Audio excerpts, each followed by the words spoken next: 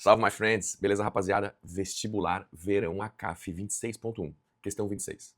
Assinale a alternativa correta. A gente não vai se preocupar aqui em achar a verdadeira e acabar a questão. A gente vai resolver todos os itens e vai falar por que está certo ou errado. Começando por esse item A. Um experimento consiste em lançar 5 vezes uma moeda sobre uma mesa e considerar o resultado, a sequência formada pelas faces voltadas para cima, no primeiro, no segundo, no terceiro, no quarto e no quinto lançamento.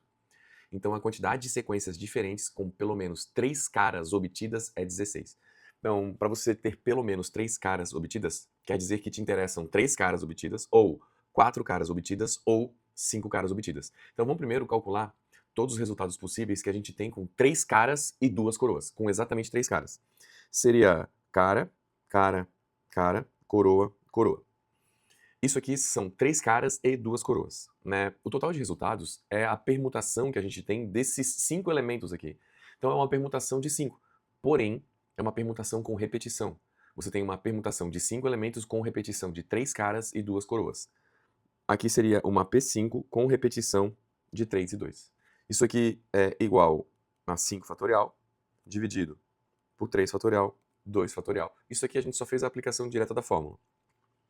Isso vai ser igual a 5 vezes 4 vezes 3 fatorial, dividido por 3 fatorial, 2 vezes 1. Então, esse 3 fatorial com esse 3 fatorial vai embora. Aqui fica 5 vezes 4, que dá 20, dividido por 2, que dá 10. Então, com 3 caras e 2 coroas, nós temos 10 resultados possíveis, mas é pelo menos 3 caras. Isso quer dizer que pode ser também cara, cara, cara, cara e coroa. O total de permutações que a gente tem com esses 5 elementos vai ser o total de possibilidades de resultados que a gente tem com 4 caras e uma coroa. Então, de novo, é uma permutação de 5, só que agora com repetição de 4 caras. De acordo com a fórmula, 5 fatorial sobre 4 fatorial. Isso resulta em 5 vezes 4 fatorial dividido por 4 fatorial. 4 fatorial vai embora com 4 fatorial. E aqui resulta em 5. E por fim, nós também temos o resultado que é cara, cara, cara, cara, cara.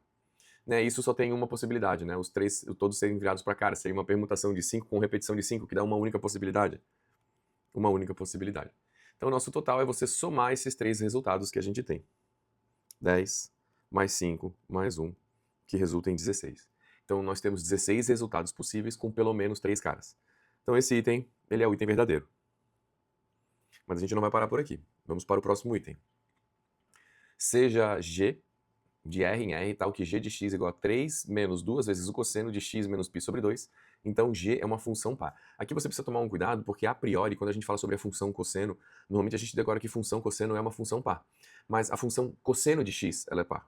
Agora, quando você agrega alguns parâmetros, ou seja, esses numerozinhos que você tem aqui, algumas constantes, elas fazem alterações gráficas que podem alterar a paridade da sua função.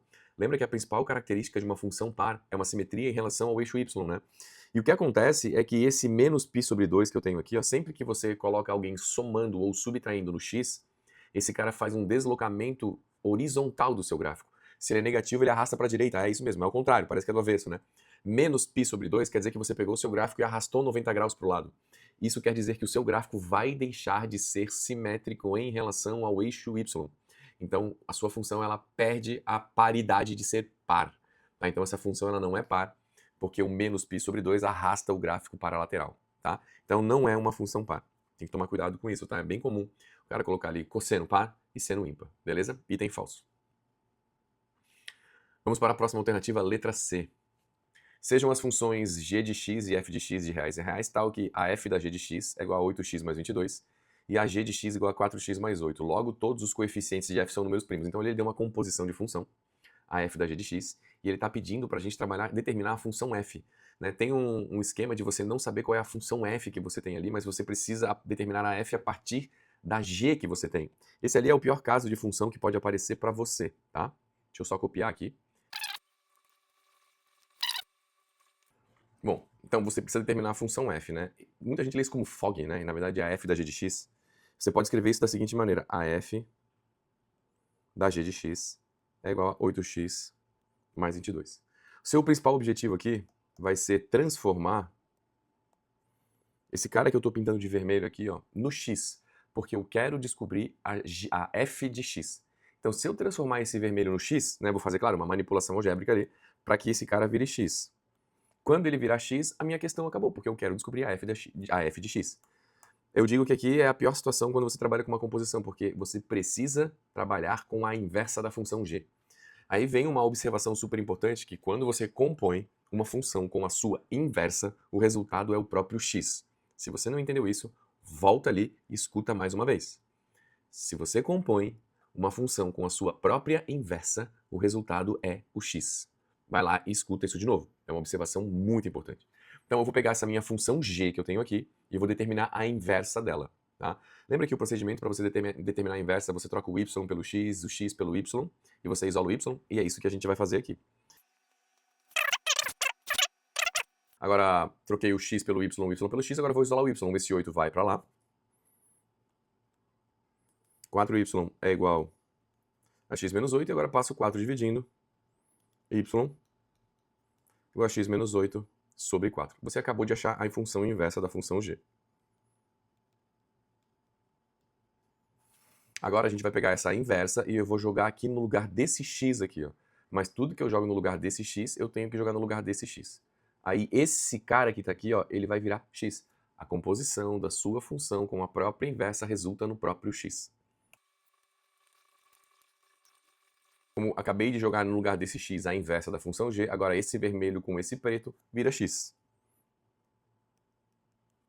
Então eu acabei de determinar a função f. Agora basta eu trocar a inversa por x menos 8 sobre 4. 8 vezes x menos 8 sobre 4, mais 22. A gente simplifica agora esse 8 com esse 4. Isso resulta em 2. E f de x vai ser igual a 2x menos 16 mais 22. Logo temos que a nossa função f de x é igual a 2x mais 6. E ele disse que ele afirmou nesse enunciado que todos os coeficientes eles eram números primos. Repara que o 6 ele não é um número primo. Então por isso que esse item ele é um item falso. E por fim, a gente tem aqui a alternativa D, que diz que em um triângulo ABC retângulo em A, AB igual a 4 centímetros e AC igual a R, sendo R o raio da circunferência que circunscreve ABC. Então BC é um número racional. Primeiro eu vou fazer o desenho disso que a gente tem aqui, depois a gente volta para conversar um pouquinho. Agora sim, desenho feito, né? Então aqui nós temos um triângulo retângulo em A, AB igual a 4 centímetros, AC igual a R, sendo R o raio da circunferência. E o que é importante a respeito de um triângulo retângulo? Sempre que você circunscreve um triângulo retângulo, lembra que esse ângulo que está aqui, ele é um ângulo inscrito. E o ângulo inscrito ele é metade do arco que ele ilumina. Então, se ele vale 90, esse arco aqui ele vale 180. Isso quer dizer que a hipotenusa é sempre um diâmetro. Então, a hipotenusa ela vai passar pelo centro da sua circunferência. Tá, prof, daí, o que isso quer dizer? Quer dizer que se eu fizer a ligação do centro com essa extremidade, eu tenho um raio. Esse segmento ele é o raio, e esse segmento ele é o raio pelo fato de aqui você ter um diâmetro.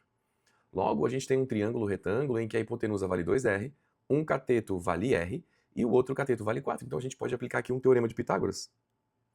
Hipotenusa ao quadrado é igual a cateto ao quadrado, mais o outro cateto ao quadrado. Então, 4R ao quadrado, 4R ao quadrado é igual a R ao quadrado, mais 16.